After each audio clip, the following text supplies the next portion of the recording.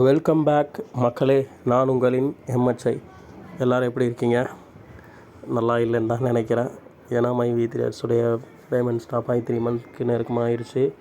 இன்னும் பெரும்பாலும் யாருக்கும் கேஒய்சி வெரிஃபிகேஷன் ஆகலை. அந்த கம்பெனி எம்டியும் வந்து அதிகமாக வீடியோவில் வர மாட்டுறாரு. ஸோ இப்போ எல்லோரும் என்ன மாதிரியே மன வருத்தத்தில் தான் இருப்பீங்கன்னு நான் நினைக்கிறேன். அதனால் இப்போ அது சம்மந்தமான நமக்கு கிடைச்ச புதிய அப்டேட்ஸை நம்ம பார்ப்போம். ஃப்யூச்சரில் கம்பெனியுடைய ரூல்ஸ் அண்ட் ரெகுலேஷன்ஸ், மைவி3 கம்பெனியோட ரூல்ஸ் அண்ட் ரெகுலேஷன்ஸ் எப்படி இருக்கும், மேலும் இப்போது ஜூன் 4க்கு அப்புறம் நம்ம இதனோட 3 மாதம் காலம் பேமெண்ட் சேர்த்து வச்ச பேமெண்ட்டை எப்படி நமக்கு கம்பெனி கொடுக்க போகிறோம் அப்படின்றத பற்றிய தகவலை நாம் இப்போ பார்க்கலாம் வாங்க. மைவி3 நிறுவனம் ஃப்யூச்சரில் வரக்கூடிய ரூல்ஸ் அண்ட் ரெகுலேஷன்ஸ், அப்புறம் ஜூன் 4க்கு அப்புறம் பேமெண்ட் எப்படி போட போகிறாங்க அப்படின்றத பற்றி நம்ம பார்ப்போம். இதெல்லாம் வந்து authority board member, top leaders, மெயினான இருக்கக்கூடிய கம்பெனியுடைய பில்லர்ஸ்கிட்ட எம்டிக்கு ஆலோசனை கொடுத்துருக்காங்க. எப்படிலாம் நம்ம ரூல்ஸை கொஞ்சம் மக்களுக்கு பாதிப்பு இல்லாத மாதிரி மாற்றினா நமக்கு இன்னும் சேல்ஸ் அதிகமாக நடக்கும் நம்ம கம்பெனியில் அப்படின்னு. அது ஃபஸ்ட் ரூல்ஸ் என்ன அப்படின்னா, இன்னர் டபுள் அப்படின்னு ஒரு பிளான் இருக்குது மைவி3 சரிங்களா. அதோடைய பர்பஸ் என்ன அப்படின்னா, ₹2 10 வரைக்கும் வரும்.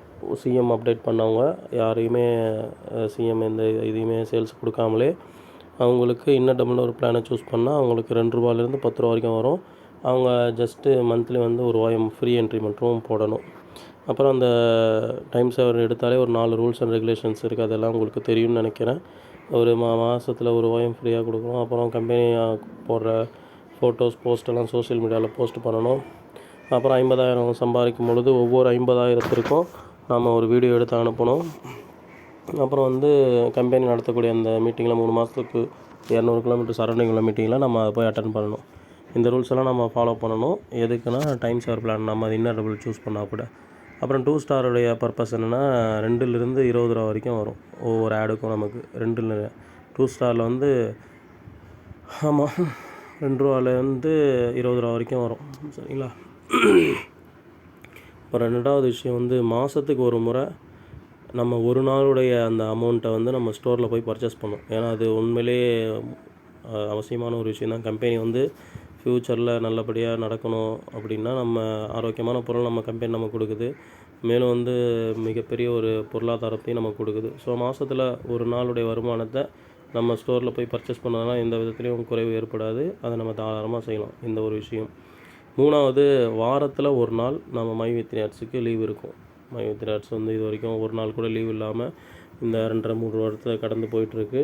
இனிமேல் அப்படி இல்லாமல் வீக்லி 1 டே வந்து லீவ் இருக்கும் அப்படின்ற மாதிரி ஒரு ஒப்பீனியனை கொடுத்துருக்காங்க.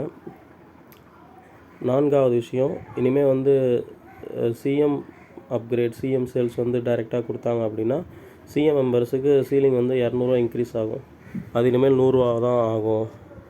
அப்படின்னா மற்றது அப்படியே பாதியாக நீங்கள் கால்குலேட் பண்ணிக்கலாம். சிஎம்முக்கு வந்து ₹100 வச்சுட்டாங்க அப்படின்னா, அப்போது டைமண்ட் மெம்பர் கொடுத்தா ₹50, அப்புறம் கோல்டு மெம்பர் கொடுத்தா அதில் பாதி 50, 25 அந்த மாதிரி சரிங்களா. அப்புறம் வந்து இது எஸ்எம் இருக்காது அப்படின்னு சொல்லிட்டாங்க ஃப்யூச்சரில். அதனால் அதை பற்றி நமக்கு பிரச்சனை இல்லை. அதனால் வந்து ஒருத்தவங்க சீலிங் லிமிட் கம்ப்ளீட் பண்ணணும் அப்படின்னா அவங்க 14 சேல்ஸ் கொடுக்குற மாதிரி இருக்கும். 5வது விஷயம் வந்து, வருஷத்தில் நீங்கள் சம்பாரித்த அமௌண்ட்லேருந்து 10% வந்து ரினியூவல் பண்ணணும். ஓகேவா. 10% வந்து ரினியூவல் பண்ணணும். அல்லது உங்களுக்கு பணம் ரினியூவல் பண்ணுற விருப்பம் இல்லை அப்படின்னா உங்கள் டூர் வாலெட்டில் ரினியூவலுக்கு 10% ஒதுங்கிட்டு இருக்கும் டெய்லி சரிங்களா. அந்த பணத்தை வச்சு கூட நீங்கள் அப்படியே ரினியூவல் பண்ணிக்கலாம் உங்களுடைய அந்த ஐடியை. ஒன்றும் பிரச்சனை இல்லை அதனால் சரிங்களா. வருஷத்தில் நீங்கள் ரினியூவல் பெரும்பாலும் யாரும் பண்ண மாட்டாங்கன்னு நினைக்கிறேன். அப்படியே டூர் வாலெட்டில் உள்ள பணத்தையே ரினியூவலுக்கு யூஸ் பண்ணிப்பாங்க. ஸோ அது மாதிரி நீங்கள் பண்ணீங்க, ஒன்றும் பிரச்சனை இல்லை. அடுத்து 6வது, பின் வேலெட் அண்ட் ப்ராடக்ட் வேலெட் கிடையாது. அதாவது இவ்வளோ நாள் மைவி3 பின் வேலெட் அப்படின்னு ஒரு கணிசமான தொகை நமக்கு பின் வேலெட் நம்மளுடைய 12 லெவல் டீம் போக ஏறிக்கிட்டே இருக்கும். நம்ம சிஎம் கொடுக்கும்பொழுதும் ஏறிட்டு இருக்கும்.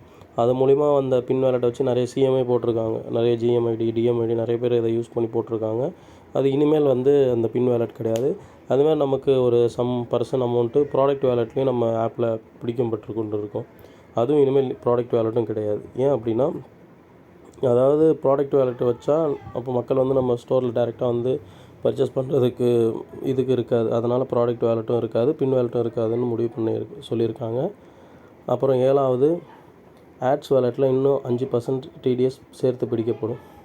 ஏன்னா இவ்வளோ நாள் வந்து நமக்கு மைவி த்ரெட்ஸ் ஆட்ஸுக்கு வந்து கவர்மெண்ட் 10% அட்மின் சார்ஜ் மட்டும் தான் பிடிச்சிட்டு இருந்தாங்க. ஸ்டார்டிங்கில் 5% டிடிஎஸ் பிடிச்சிட்டு இருந்தாங்க. ஒரு 1 இயருக்கு முன்னாடிலேருந்து பிடிச்சிட்டு தான் இருந்தாங்க. அப்புறமா வந்து அந்த டிடிஎஸை நம்ம அக்கௌண்ட்டுக்கே கம்பெனி அனுப்பிடுச்சு. ஒரு 1.5 வருஷத்துடைய டிடிஎஸை வந்து நம்ம கம்பெனி நமக்கு அனுப்பி விட்டுருச்சு.